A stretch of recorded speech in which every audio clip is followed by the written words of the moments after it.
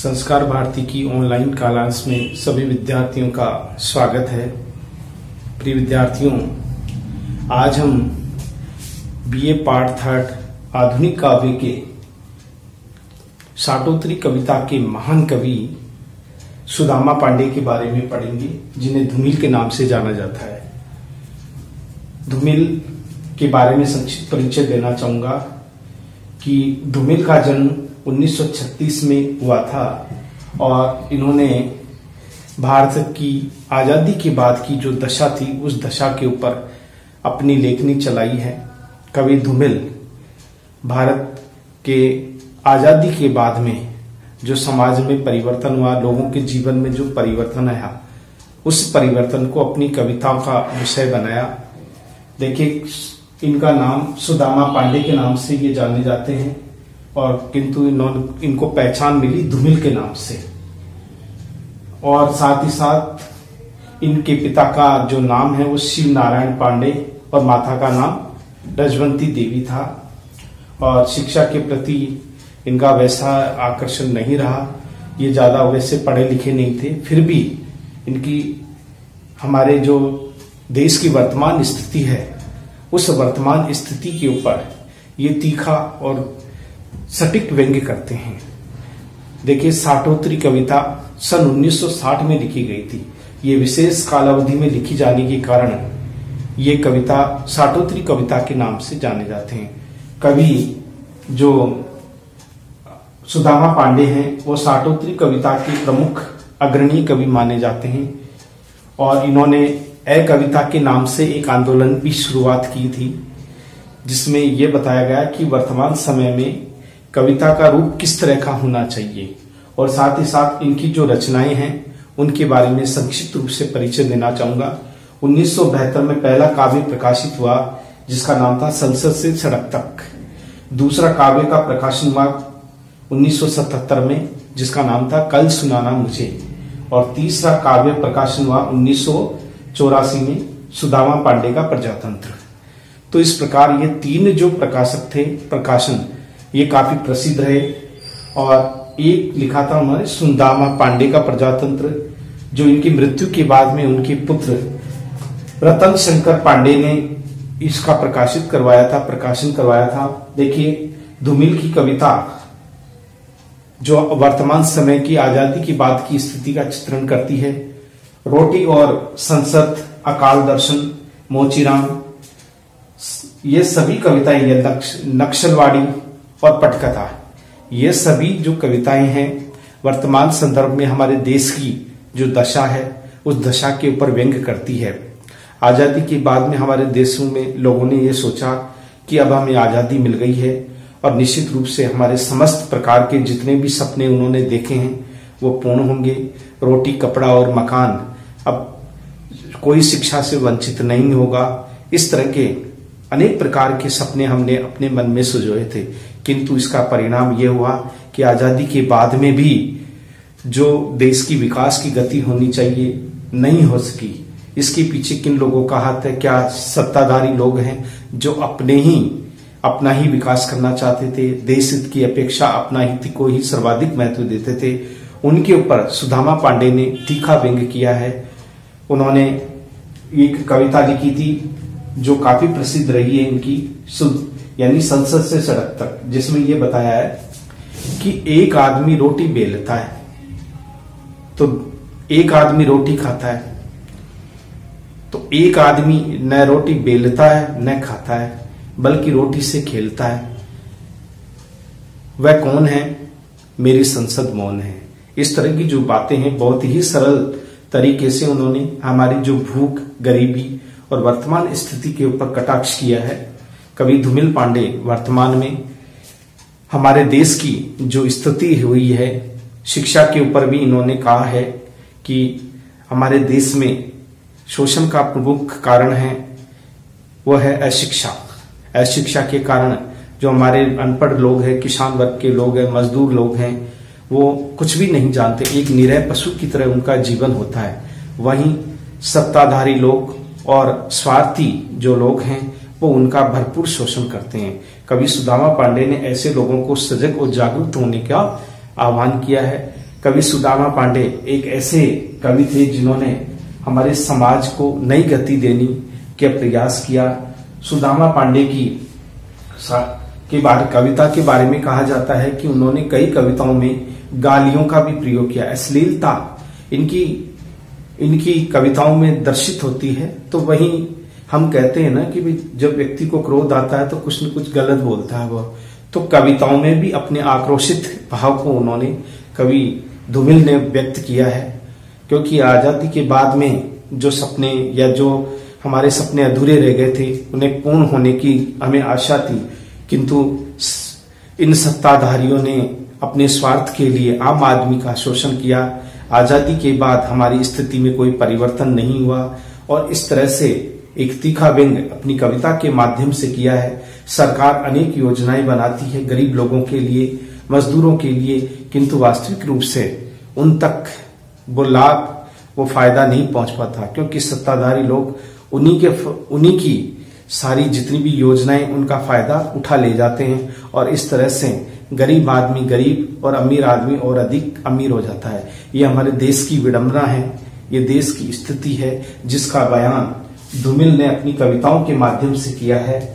इनकी एक रचना थी बांसुरी जल गई, जो 1962 और 63 में इन्होंने लिखी थी, किंतु इस रचना का कभी प्रकाशन नहीं हो पाया।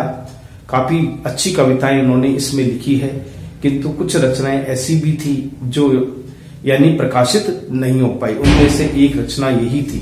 इसके अलावा सुदामा पांडे ये भी कहते हैं, कविता के बारे में कहते हैं कि कविता आदमी को आदमी बनाती है, अर्थात उसमें समझ पैदा करती है। कवि के प्रति कविता में भाव होते हैं, विचार होते हैं, और वही विचार और भाव व्यक्ति को बोलने योग्य बनाता है। हमारी मूल कारण क्या है कि हमारे जो पढ़े लिखे जो अनपढ़ लोग हैं वो मूक अभिव्यक्ति करते हैं, अपने शोषण का कभी विरोध नहीं करते।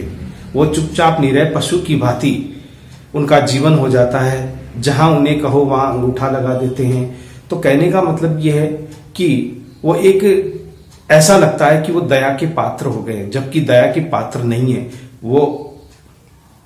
वो देश का निर्माण करने वाले मजदूर हैं, वो किसान हैं, वो खेतीहर हैं, वो तरह तरह के व्यक्ति हैं, किंतु उनके जीवन में कोई बदलाव नहीं आया है। सुदामा पांडे की ये कविताएं उस युग की आजादी के बाद की परिस्थिति के बारे में बताती है कि हमारी आजादी के बाद में जिस तरह का बदलाव होना चाहिए वैसा बदलाव नहीं आया, और सरकार अनेक प्रकार की योजनाएं बनाकर देश में बदलाव की एक तस्वीर प्रस्तुत करती है, किंतु वास्तविक रूप से वह तस्वीर कितनी सच्ची है और कितनी झूठी। कवि सुदामा पांडे ने अपनी कविताओं के माध्यम से उन्होंने स्पष्ट रूप से ये बता दिया है कि वास्तव में हमारे मजदूर, हमारे किसान, ऐसे लोग जो बहुत जमीन के मालिक हैं, खेत के मालिक हैं, जो देश का पेट भरते हैं, आज वो स्वयं भूखे मर रहे हैं। आज उनके पास में तन ढकने के लिए कपड़े नहीं है। इसका तात्पर्य क्या हुआ? कहने का तात्पर्य है कि सत्ताधारी लोग अपने स्वार्थ में इन लोगों के अधिकारों का हनन कर रहे हैं, इनके अधिकारों पर अपना अधिकार जता रहे हैं। ये बहुत धूमिल की कविताएं एक आक्रोश या आक्रोशित भाव को व्यक्त करती है। इनकी कविताएं ये भी बताती है कि जीवन की वास्तविकता क्या है।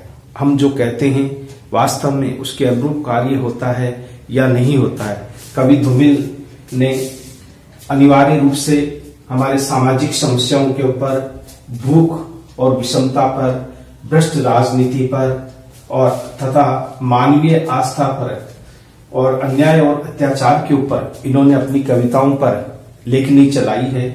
इनकी कविता आम आदमी के जीवन को अभिव्यक्त करने वाली कविता है। वास्तव में धूमिल पांडे के द्वारा लिखित आज हमारी जो कविता है उसका शीर्षक है प्रौढ़ शिक्षा, यानी यह हमारी आजादी के बाद की स्थिति में शिक्षा में परिवर्तन लाने के लिए सरकार ने एक अभियान चलाया था, वो था प्रौढ़ शिक्षा। ऐसे लोग जो किसान हैं, खेतीहर है, किसी कारण से या आर्थिक हो सकता है, किसी वो अन्य कारण भी हो सकते हैं जिसके कारण वो शिक्षा से वंचित रह गए थे। कवि ने ऐसे लोगों को उस इस बढ़ती आयु में भी उन्हें शिक्षित करने का एक संकल्प सरकार ने लिया, जिसे प्रौढ़ शिक्षा का नाम दिया। और प्रौढ़ शिक्षा में वे लोग, ये रात्रिकालीन शिक्षा होती है। दिन में तो लोग अपने खेत खलियानों और पशुओं के बीच में व्यस्त रहते हैं, किंतु जब भी समय मिलता है रात्रि के समय चौपाल की भांति इकट्ठे होकर के वो कोई साक्षर होने की संकल्प को दोहराते हैं। किंतु वास्तव में क्या ये इसमें कितनी सच्चाई है, इसका उल्लेख अपनी कविता प्रौढ़ शिक्षा के माध्यम से कवि धूमिल ने हमारे सामने रखा है और कहा है कि हमारे अनपढ़ लोगों के लिए तो आज भी काले अक्षर भैंस बराबर है, क्योंकि वो शब्दों का अर्थ नहीं जानते, शब्दों का महत्व नहीं समझते। उनके लिए शब्द एक अनजान पहेली है जिसे वो बड़ा आश्चर्य के साथ देखते हैं। जिस तरह से छोटा बच्चा किसी छोटी पुस्तक में से चित्रों को देख करके शब्दों को याद करता है, उसी तरह से उनकी अवस्था भी वही हो जाती है। कवि ने ऐसे लोगों को शिक्षित, या सरकार ने ऐसे लोगों को शिक्षित करने के लिए एक अभियान चलाया था जिसका नाम दिया गया था प्रौढ़ शिक्षा। ये प्रौढ़ शिक्षा उन लोगों के लिए है जो शिक्षा से वंचित हो गए, जो अब थोड़ा बहुत अगर वो पढ़ लिख ले, अपना नाम लिख ले, अब थोड़े बहुत शब्दों की जानकारी हो जाए तो शायद वह कुछ जो अत्याचार है या अन्याय है या अपने शोषण के शिकार होने से वो बच सकते हैं। क्योंकि वैसे तो पूरी उम्मीद नहीं है, क्योंकि लिख पढ़ना ही सर्वाधिक है, क्योंकि उतने विद्वान तो वो नहीं बन सकते, किंतु उन्हें अक्षर ज्ञान हो जाए, यही सरकार का संकल्प था।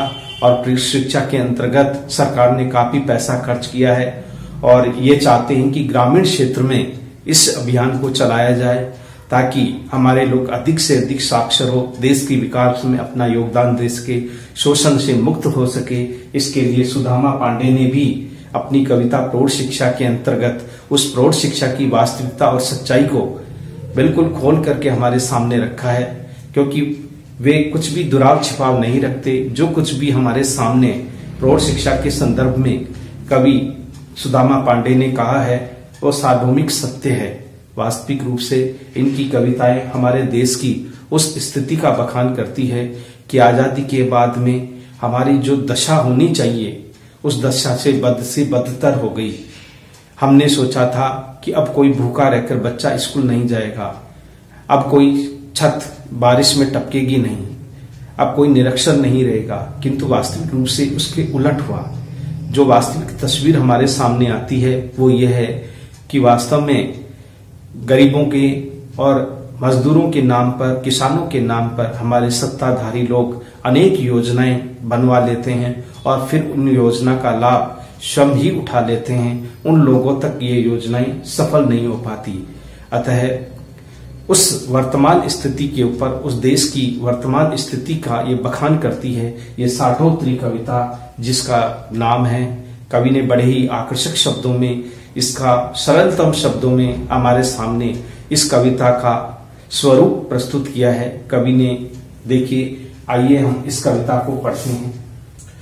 हम ये भी कह सकते हैं कि ये मोहभंग की कविता है, यानी साठोत्तरी कविता पूरी तरह से मोहभंग की कविता है। मोहभंग कब होता है? जिसके प्रति हमारे मन में एक आशा रहती है और आशा के विपरीत जब कार्य होता है तो वहां मोहभंग होता है। ये कविता उसी मोहभंग का व्याख्यान करने वाली कविता है, जीवन की वास्तविक शिक्षा पद्धति को प्रकट करने वाली वो कविता है।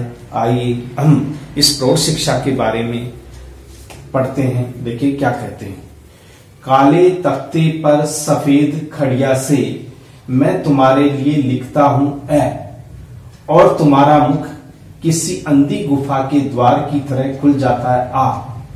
कवि इन पंक्तियों के माध्यम से स्पष्ट करना चाहता है कि जो प्रौढ़ शिक्षा को, यानी कि कवि एक प्रौढ़ व्यक्ति से जो शिक्षा प्राप्त कर रहा है उसे वार्तालाप कर रहा है, और वार्तालाप इसलिए कर रहा है कि ताकि वास्तविकता को जान सके।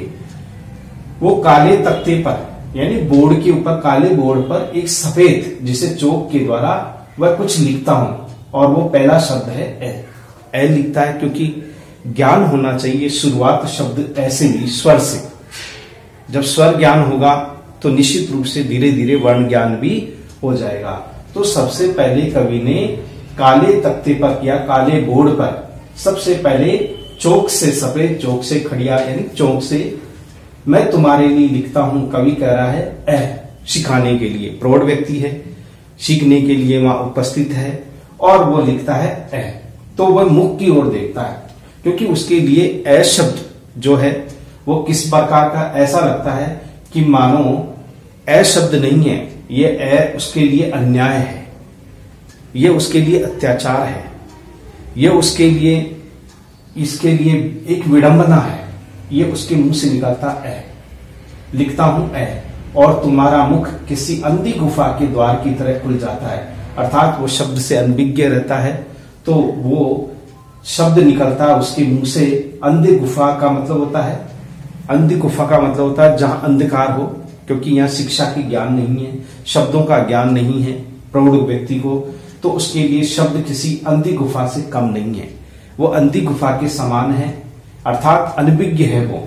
तो मुख से क्या निकलता, हम ये कह सकते हैं ये जो है ये हाय है, उसकी निकलती है, यानी पीड़ा।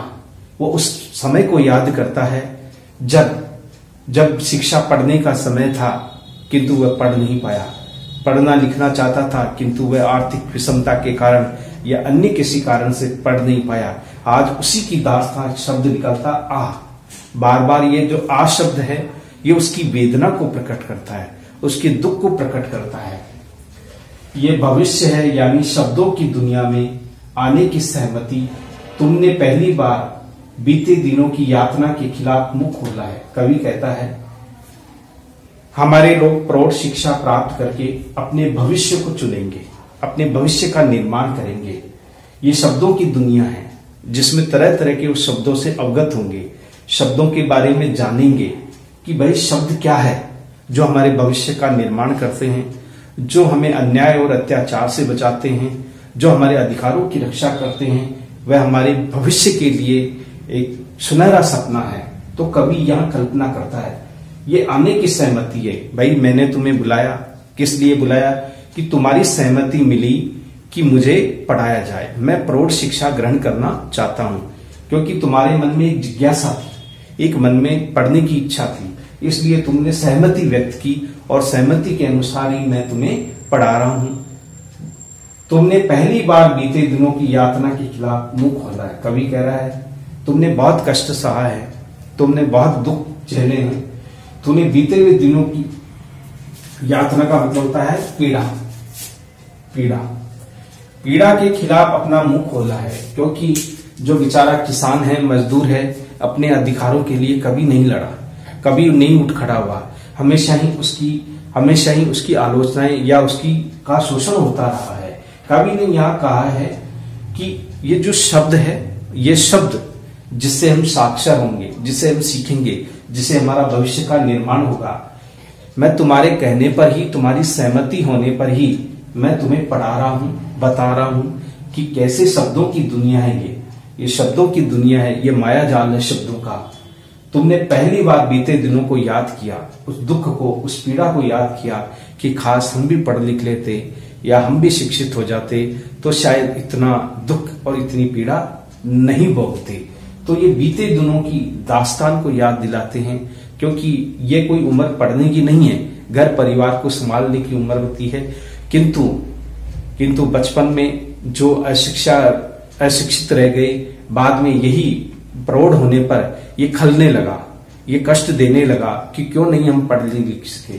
तो ये वेदना है, उसी वेदना की अभिव्यक्ति तुम्हारे मन में प्रकट हो रही है। और यह उस आदमी का भविष्य है जिसका गूंगापन न सिर्फ आत्महत्या की सरहद पर बोलता है। आदमी कहता है ये उस आदमी का भविष्य है जिसका गूंगापन न सिर्फ आत्महत्या के सरहद पर बोलता है, मुहावरे के हवाई हमले से बचने के लिए जिसके दिमाग में शताब्दियों का अंधकूप है। कवि कहता है और ये उस आदमी का भविष्य जो प्रौढ़ शिक्षा प्राप्त कर रहा है, उसका भविष्य इस प्रौढ़ शिक्षा से जुड़ा हुआ है। वो अपने अधिकारों के लिए संकल्प लेगा, वो आगे बढ़ेगा, अपने अधिकारों को सजोएगा। ये जिसका गूंगापन, वो बोलता कुछ नहीं है, केवल सुनता है, क्योंकि उसमें ज्ञान नहीं है, ज्ञान का अभाव है, इसलिए गूंगापन प्रकट करता है। क्योंकि बोलने से जीवन की व्यक्ति की वास्तविकता प्रकट हो जाती है। इसलिए जो अनपढ़ होता है, जो कम पढ़ा लिखा होता है, वो पढ़े लिखे लोगों के सामने चुप रहना ही अपनी बेहतरी समझता है। नहीं तो बोलने पर उसकी वास्तविकता, उसकी जो अशिक्षा, गंवारपन है वो सामने आ जाएगा। इसलिए गूंगापन है ये। लेकिन आज भविष्य को संवारने का वक्त आ गया है। प्रौढ़ शिक्षा सरकार द्वारा संचालित है, इसलिए कवि कहता है कि उसे अपने भविष्य का जो निर्माण है वो अवश्य करना चाहिए।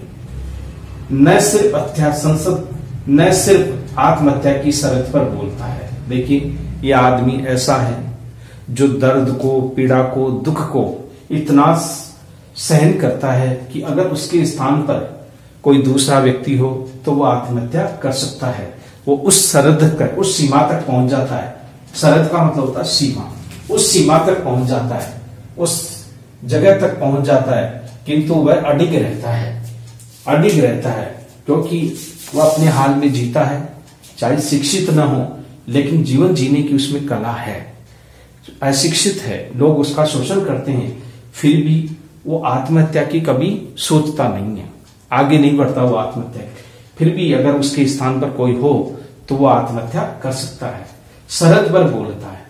मुहावरे के हवाई हमले से बचने के लिए कवि कह रहा है, लोग, मुहावरे का मतलब होता है कि बातों का बनावटीपन। लोग तरह तरह के, जो अनपढ़ लोग हैं वो मुहावरेदार बातें करके हवाई हमले करने के लिए कोशिश करते हैं। लेकिन इसके लिए जो अनपढ़ है, जो निरक्षर व्यक्ति है, उसे बचने का प्रयास करता है क्योंकि वह बुद्धिहीन होने पर भी सदैव अपने थोड़े अधिकारों के प्रति सजग है। जिसके दिमाग में शताब्दियों का अंधकूप है, यद्यपि उसके दिमाग में, उसके मस्तिष्क में शताब्दियों का अंधकूप है, यानी केवल अंधेरा ही है। जीवन के प्रति कोई आशा नहीं है, कोई उम्मीद नहीं है। उसने शताब्दियों से केवल अंधकार का ही जीवन भोगा है, कष्ट और पीड़ा का ही जीवन भोगा है। ये सुदामा पांडे जी कह रहे हैं। अंधकूप यानी अंधा कुआं, कूप यानी कुआं। एक अंधा कुआं है जो शताब्दियों से उसके दिमाग में कुरुद्धता रहा है, यानी वो अंधकार के उस गुफा में या कुएं में सदैव भटकता रहा है। जो खोए हुए साहस की तलाश में पशुओं की पूंछ के नीचे टटोलता है, जो किताबों के बीच में जानवर सा चुप है। कवि कहता है कि खोए हुए साहस की तलाश में ग्रामीण व्यक्ति है, अशिक्षित है, वो अपना जो वजूद था, जो अपना साहस था, जो खो चुका था, आज उसको उस साहस की तलाश है। हो सकता है कि इसमें प्रौढ़ शिक्षा उसके लिए सहयोगी बने, उसके लिए श्रेष्ठ बने। इसलिए प्रौढ़ शिक्षा के रूप में वो अपने उस साहस को, खोए हुए साहस को खोजता है। साहस यानी हिम्मत को, वो हिम्मत को तलाशता है। वो टूटता भी है तो ये सोचता है कि मैं क्यों नहीं पढ़ा, क्यों नहीं लिखा। आज मेरी जो गति है, दुर्गति है, उसका मूल कारण है अशिक्षा। आज सरकार ने प्रौढ़ शिक्षा चलाई है तो निश्चित रूप में ये हमारे खोए हुए उस आत्मसम्मान को जगाने की एक तलाश है, एक साहस भरने का एक कार्य है। पशुओं की पूंछ के नीचे टटोलता है। गांव का आदमी है, पशुओं को, उसको खिलाना पिलाना, पशु की देखभाल करना, वो तो अपना भविष्य पशुओं की पूंछ के नीचे ही टटोलता है। क्योंकि ग्रामीण परिवेश है, सबसे ज्यादा ग्रामीण जानवरों के बीच में रहता है, तो बुद्धि भी वैसी ही हो गई, यानी कुंठित बुद्धि। शब्द व्यक्त नहीं कर पाता, बोल नहीं पाता, और अपने भविष्य को पशुओं की पूंछ के नीचे ढूंढता है, टटोलता है। जो किताब के बीच में जानवर सा, आज उसके हाथ में किताब आ गई, लेकिन किताब आने से मात्र से कुछ नहीं है, क्योंकि वह निरक्षर है। काला अक्षर भैंस बराबर है उसके लिए। वो जानवर का साथ चुप है। जानवर जैसे चुप हो जाता है ना, जो बोलता नहीं है, मूक होकर के देखता है, तो उसकी स्थिति भी उन किताबों के बीच में ऐसी ही है, क्योंकि वो शब्दों को नहीं पहचानता, वर्णों को नहीं जानता कि अमुक शब्द में क्या बात कही गई है।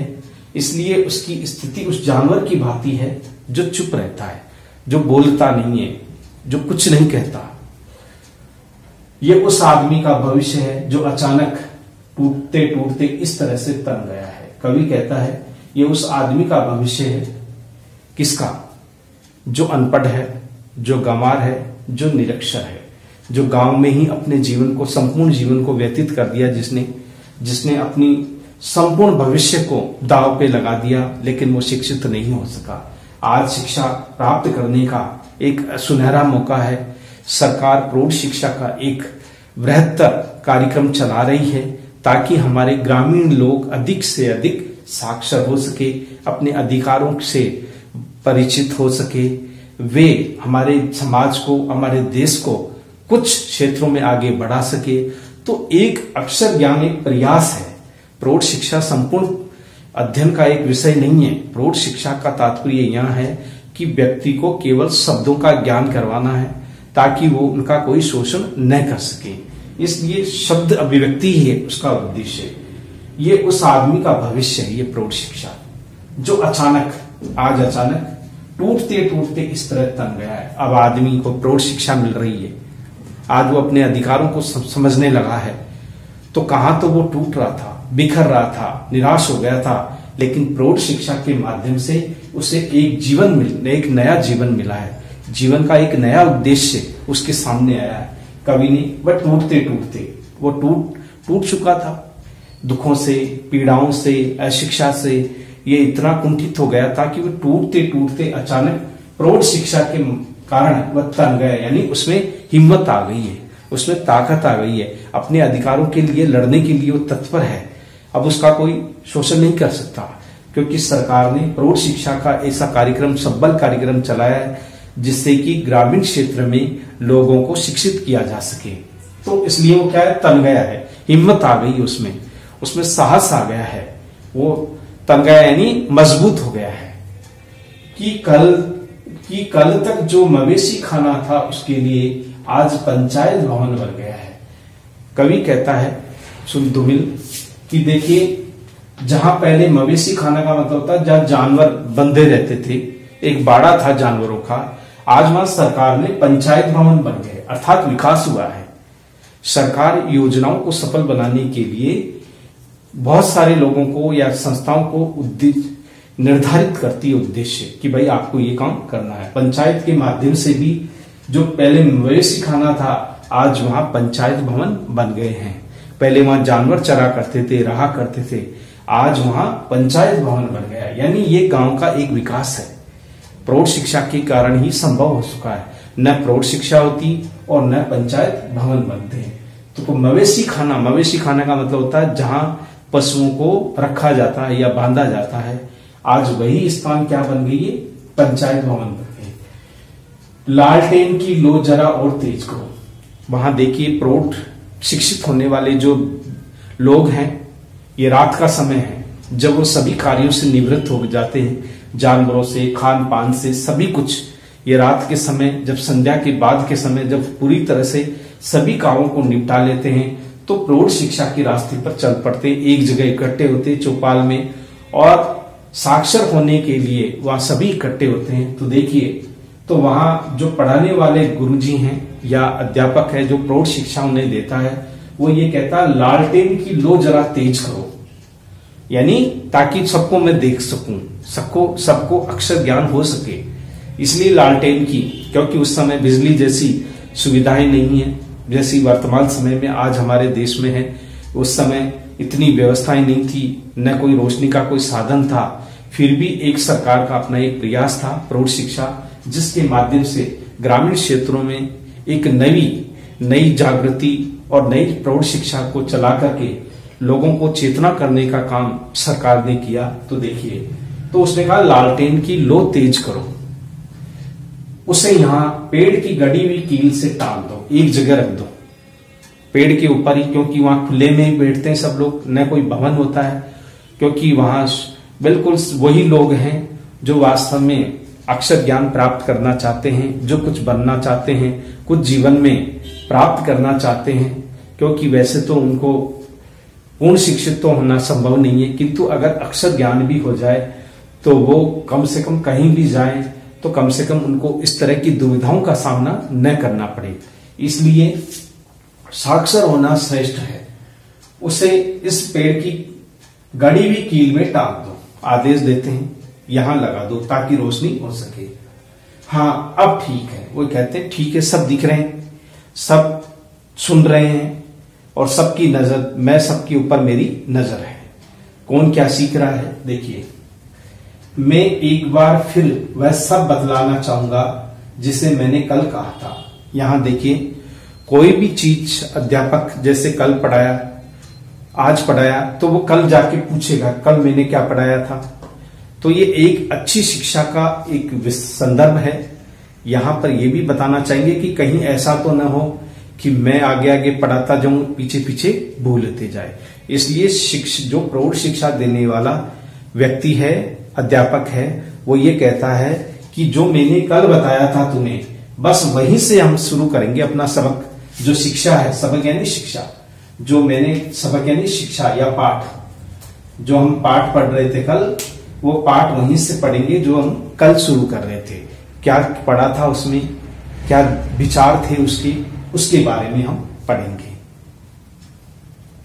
तो इस प्रकार आज का सबक शुरू करने से पहले मैं एक बार फिर वह सब बतलाना चाहूंगा जिसे मैंने कल कहा था। दोहरा, जिसे दोहरान कहा जाता है, ताकि क्या है कि आपकी नींव मजबूत हो सके।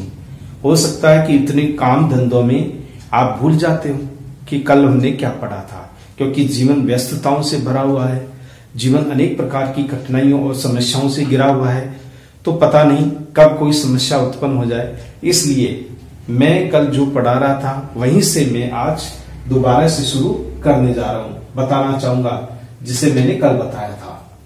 क्योंकि पीछे पाठ का दोहराना हर नई चीज की शुरुआत में शरीक है। शरीक का मतलब होता है शामिल है, शामिल है, अर्थात किसी भी चीज को शुरुआत करने से पहले हर पिछली चीज को दोहराना चाहिए, ताकि क्या है कि वो संबंध जुड़ सके, उसका कंटिन्यूता रह सके, एक नियमितता रह सके। नहीं तो अगर किसी को इसके बारे में जानकारी नहीं होगी तो वह केवल आगे से ही सुनेगा या सीखेगा, पीछे का भूल जाएगा। इसलिए एक संक्षिप्त रूप में उसकी जानकारी देना अच्छी बात है, ठीक है ना। ये दुनिया का एक पढ़ाने का एक अच्छा श्रेष्ठ एक पद्धति है। कवि इस पद्धति को अपना रहा है। कल मैंने कहा था कि दुनिया में जिसे ढकने के लिए तुम नंगे हो रहे थे, उसी दिन उधर गई थी। कवि कहता है कि मैंने कल कहा था कि दुनिया जो है, ये दुनिया जिसका भरण पोषण हमारे किसान करते हैं, हमारे मजदूर करते हैं, हमारे जितने भी लोग हैं जो निम्न स्तर का काम करते हैं, वे सभी इस देश के निर्माण में, इस समाज के निर्माण में उनका अभूतपूर्व योगदान है। देखिए, तुम मजदूर हो, वस्त्र बनाते हो, लेकिन तुम्हारे पास में ही वस्त्र पहनने के लिए नहीं है। कैसी विडंबना है, कैसी पीड़ा है, कैसा दर्द है। तो इस प्रकार की जो पीड़ाएं हैं कि तुम जिस दुनिया का तो शरीर ढक रहे हो और खुद नंगे हो रहे हो, अर्थात अभाव की जिंदगी तुम जी रहे हो। तुम्हारे पास में अभाव ही है। लोगों को के सुख सुविधाओं के लिए अपना संपूर्ण जीवन तुमने होम कर दिया, अपना संपूर्ण जीवन तुमने लगा दिया, अपना सब कुछ तुमने उसे समर्पित कर दिया, किंतु ये ठीक नहीं है। तुम खुद नंगे हो गए, अर्थात वस्त्रहीन हो गए। तुम्हें ऐसा नहीं करना चाहिए, क्योंकि स्वयं के विषय में भी सोचना चाहिए। जैसे किसान है, अन्न पैदा करता है तो संपूर्ण अन्न शहर में जाकर के बेच देता है। आर्थिक तो मामला होता है कमाई, किंतु उसकी हालत वैसी की वैसी दयनीय ही रहती है। उसको जितना मजबूती को मिलनी चाहिए उतनी मजबूती नहीं मिल पाती। दूसरों का पेट भर देता है, दूसरों को वस्त्रों से शरीर ढक देता है, किंतु स्वयं नंगा हो जाता है। तो कवि ने इसके ऊपर भी अपनी बात कही है। उस दिन तुम्हारे अंगूठा निशान शाही में डूबोकर, तुम्हारे अंगूठा निशान की शाही में डूबकर मर गई थी, तुम अनपढ़ थे, गंवार थे। कवि कह रहा है कि देखिए, प्रौढ़ शिक्षा जब शुरू नहीं हुआ था तो जो पूंजीपति थे, जो सेठ साहूकार थे, भोले भाले किसान मजदूरों को बुला करके उन्हें मीठी मीठी बातों में लगाकर उनके खेत खलिहानों पर अंगूठा लगवा लेते थे, क्योंकि पढ़े लिखे नहीं होते थे। निरक्षर होते थे, उन्हें अक्षर ज्ञान नहीं होता था, थोड़े से पैसों की लालच में उन्हें खरीद लिया जाता था।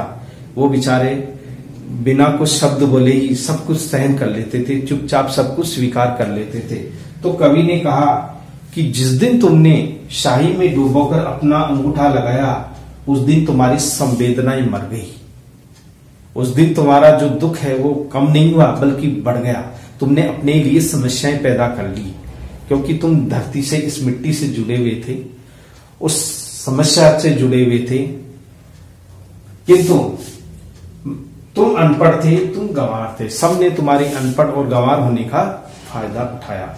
तो इस तरह से कवि ने यहां बताया कि पहले लोग यही करते थे कि जो अनपढ़ और निरक्षर हुआ करते थे, उनको उसके खेत खलियानों पर अंगूठे का निशान ले लेते थे और इस तरह से वो उनके मालिक बन जाते थे।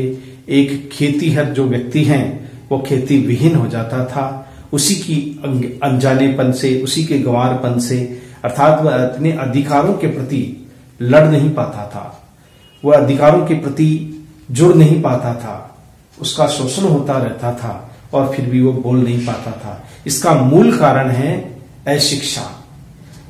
किंतु प्रौढ़ शिक्षा ने कुछ हद तक उनकी समस्याओं को कम करने का प्रयास किया है और कोशिश की है कि ये लोग सबल बने, शिक्षित बने और अपने अधिकारों के प्रति सजग रहे। ये प्रौढ़ शिक्षा जो है ये आम लोगों के लिए, जो ग्रामीण क्षेत्र में रहते हैं, जो अपने अधिकारों से वंचित हैं, जिन्हें कोई न्याय नहीं मिला है, जिन पर केवल अत्याचार होते हैं, उन अत्याचारों से बचने का एक उपयुक्त माध्यम है प्रौढ़ शिक्षा। इस प्रौढ़ शिक्षा को ग्रहण करके वो कुछ अक्षर ज्ञान प्राप्त कर सकता है, कुछ अधिकारों की रक्षा कर सकता है, किंतु ये कितना सफल रहा, कितना नहीं, ये तो समय के अनुरूप ये योजनाएं काफी लंबे समय तक चली, गांव ग्रामीण क्षेत्रों में भी चली, लेकिन इसका अधिक फायदा नहीं हो पाया। कवि ने अपना विषय बना लिया प्रौढ़ शिक्षा और उसी के ऊपर व्यंग्य क्या दिया उन्होंने कि प्रौढ़ शिक्षा तो केवल एक बहाना था पूंजीपतियों और सुराजियों का, जो राज करते हैं, वो केवल आम आदमी का शोषण करना चाहते थे, एक बहाना था। तो केवल एक प्रौढ़ शिक्षा जो है चलाने से, अभियान चलाने से कुछ नहीं होता है, कवि ने यहां भी बताना चाहा है। और क्योंकि जब तक हमारे लोगों को शुरू से, प्रारंभ से अगर शिक्षा नहीं दी जाएगी, तब तक वे अपने अधिकारों की रक्षा नहीं कर सकते। ये तो केवल एक औपचारिकता है। प्रौढ़ शिक्षा तो केवल अपने अधिकारों को पहचानने की एक माध्यम है। ये प्रौढ़ शिक्षा जो कविता है, इसी व्याख्यान को, इसी बात को प्रकट करती है कि वास्तविक रूप से ये प्रौढ़ शिक्षा कितनी सफल रही है, कितनी असफल रही है, कहा नहीं जा सकता। किंतु धूमिल की कविता, ये प्रौढ़ शिक्षा आम आदमी को जागरूक करने वाली शिक्षा है। आम आदमी जो मवेशियों के बीच में रहता है, उसे अपने अधिकारों के प्रति सजग करने वाली कविता है। और इस कविता में व्यक्ति को शिक्षित करने का एक प्रयास किया गया है। निश्चित रूप से ये प्रौढ़ शिक्षा कविता सुदामा पांडे की, जिसमें गहरा भाव छिपा हुआ है, गहरी संवेदनाएं जिसमें छिपी हुई है, इस भाव को कवि ने अपने शब्दों में व्यक्त किया है। ये हमारे ये विचार थे कि बिल्कुल सरल हिंदी भाषा ही, खड़ी बोली में ही इनकी ये कविता है, बिल्कुल शुद्ध हिंदी भाषा है। कहीं कहीं ग्रामीण क्षेत्र शब्दों का इसमें प्रयोग है, तत्सम और तद्भव शब्दावली और देश शब्दों का प्रयोग भी देख सकते हैं, क्योंकि ग्रामीण क्षेत्रों की ये शब्दों का उच्चारण किया है, इसलिए ये देशीय शब्दों का भी प्रयोग इसमें देखा जा सकता है। बिल्कुल सरलतम शब्दों में अपनी अभिव्यक्ति करना चाहते हैं कवि, बताना चाहते हैं कि प्रौढ़ शिक्षा हमारे देश में किसान, मजदूर और भूमिहीन लोगों के लिए किस तरह से एक जीवन का संकल्प बनकर आई थी, उनके अधिकारों के लिए। तो ये एक योजना थी सरकार की, जिसका नाम दिया गया था प्रौढ़ शिक्षा। तो इस कविता को हमने यहां तक अध्ययन किया। तो बाकी जो हमारी शेष कविता का जो शेष भाग रह गया है, प्रौढ़ शिक्षा की, जिनमें कवि ने अपने विचारों को अभिव्यक्ति दी है। अगली जो कालांश हमारी होगी उस कालांश में हम उसके संदर्भ में पढ़ेंगे। अगली कालांश में फिर मिलते हैं। Thank you very much.